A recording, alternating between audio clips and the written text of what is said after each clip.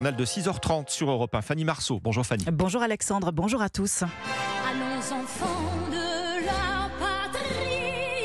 Chauffer les cordes vocales, Alexandre Omblin, il faut qu'on soit prêt. On peut répéter l'hymne national dès ce matin pour être opérationnel ce soir. Coup d'envoi de la Coupe du Monde de rugby au Stade de France. C'est le vendredi thématique de la rédaction d'Europe 1. Premier match, premier choc.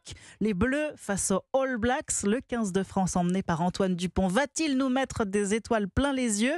Axel met les Bleus en grande forme, mais difficile malgré tout de dire qui l'emportera ce soir. Au petit jeu de qui est favori, les Bleus renvoient le ballon vers les Blacks et inversement, aucune des deux équipes ne veut endosser ce rôle. Sam Cane est le capitaine de la Nouvelle-Zélande. Il y a l'excitation de disputer une Coupe du Monde dans un pays considéré comme l'un des favoris. Le public, l'atmosphère, ce match est attendu depuis longtemps.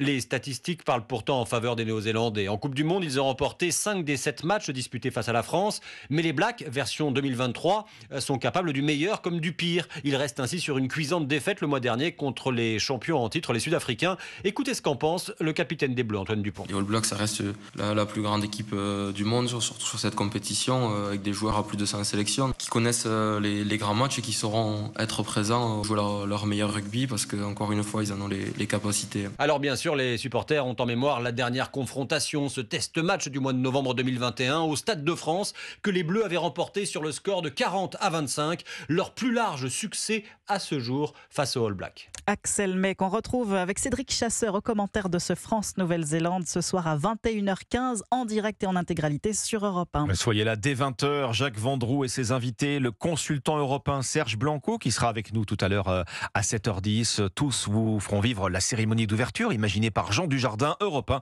radio partenaire de la Coupe du Monde de rugby.